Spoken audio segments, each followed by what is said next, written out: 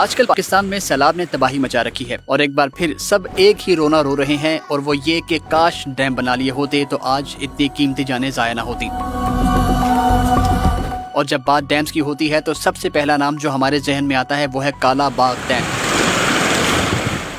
مگر دکھ کی بات یہ ہے کہ کالا باغ ڈیم شاید اپنی تعمیر کے اعلان کے ساتھ ہی کنٹروورشل یعنی متنازع ہو گیا۔ سوال یہ ہے کہ آخر وہ کون سی سازش تھی جس کی وجہ سے آج تک کالا باغ ڈیم نہیں بنایا جا سکا؟ کالا باغ ڈیم پر کس صوبے کے کون سے اعتراضات ہیں؟ کیا یہ اعتراضات درست ہیں یا پھر 100% غلط؟ کالا باغ ڈیم بنانے کے کیا فائدے ہوں گے؟ بجلی کتنی سستی اور کتنی مقدار میں بنے گی؟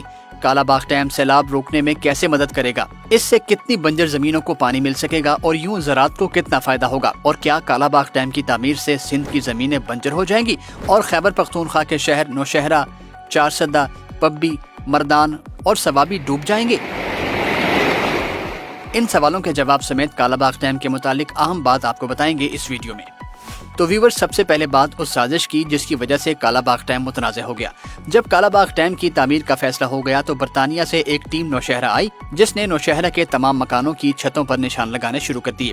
یہ نشان لگائے جا رہے تھے سیٹلائٹ امیجنگ کے لیے تاکہ ریسرچ اسٹڈی مکمل کر کے جلدی سے اس ڈیم کی تعمیر شروع کی جا سکے، لیکن ہوا اس کے بالکل الٹ۔ خبر اڑا دی گئی کہ اگر کالا باغ ڈیم بن گیا تو نوشہرہ ڈوب جائے گا، اور وہ ایسے کہ نوشہرہ کے مکانوں کی چھتوں پر جو نشان لگائے جا رہے تھے وہیں تک پانی آ جانا تھا جس سے سارا نوشہرہ ڈوب جاتا۔ پھر کیا تھا؟ پاکستان کے دشمنوں کو یہ جھوٹ مفت میں مل گیا اور انہوں نے اسی کی بنیاد پر لوگوں کو مزید گمراہ کرنا شروع کر دیا۔ پشاور یونیورسٹی کے طلبہ کو تنخواہ پر رکھ لیا گیا، ان کا کام تھا نوشہرہ کے کھمبوں پر نشان لگانا۔ پھر لوگوں کو بتایا جاتا کہ دیکھ لو یہاں تک پانی آئے گا اور ڈوب جائے گا تمہارا پورے کا پورا شہر۔ یہ اتنا اسٹرانگ پروپیگنڈا تھا کہ اس کے بعد سے لے کر آج تک کالا باغ ڈیم پر کام شروع ہی نہیں ہو سکا، جبکہ حقیقت اس کے بالکل الٹ ہے، اور وہ ایسے ہے کہ کالا باغ ڈیم کا سب سے اونچا حصہ 915 فٹ بلند ہے، یعنی اگر یہ ڈیم پانی سے مکمل بھر جائے تو پانی میکسیمم 915 فٹ کی بلندی پر ہوگا، جبکہ نوشہرہ کا نچلا ترین حصہ اس سے 25 فٹ بلند ہے، چارسدہ کا نچلا ترین حصہ 40 فٹ، پبی کا 45 فٹ، مردان کا 55 اور ثوابی کا نچلا ترین حصہ 85 فٹ بلند ہے۔ یوں یہ سارے شہر کالا باغ ڈیم کی میکسیمم ہائٹ سے کہیں اونچے ہیں، تو بھلا پھر یہ کیسے ڈوب سکتے ہیں اس کے پانی میں؟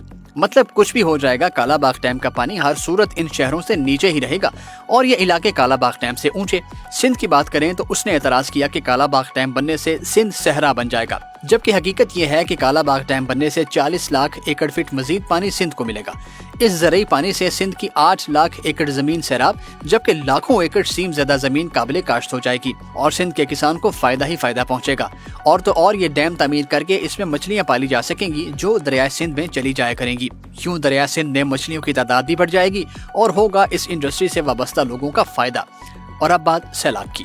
ڈیم بنا لیں سیلاب سے بچ جائیں گے، یہ سب کو پتا ہے۔ اب پاکستان کی مثال لیں۔ ہمارے ملک میں 2010 میں جو سیلاب آیا تھا اس میں پانی کا بہاؤ تھا 100 ملین ایکڑ فٹ۔ یہ پانی پتہ ہے کتنا ہے؟ 12 خالی ڈیموں کو بھرنے کے لیے کافی ہے یہ پانی۔ اب اندازہ لگا لیں کہ ہمیں کالا باغ ڈیم سمیت دیگر ڈیمز بنانے کی کتنی ضرورت ہے۔ اور صرف اتنا ہی نہیں جناب، ایک اعتراض ہے کہ کالا باغ ڈیم بنا لیا تو پانی کہاں سے لائیں گے، کیونکہ ہمارے پاس تو پانی ہے ہی نہیں۔ تو اس کا جواب بھی سن لیں۔ ہر سال کوٹری بیراج سے 35 ملین ایکڑ فٹ پانی گزرتا ہے۔ یہ وہ پانی ہے جو ہم ضائع کر دیتے ہیں، یعنی سمندر میں پھینک دیتے ہیں۔ اس پانی سے ایک آدھ نہیں بلکہ 6 کالا باغ ڈیم بھرے جا سکتے ہیں۔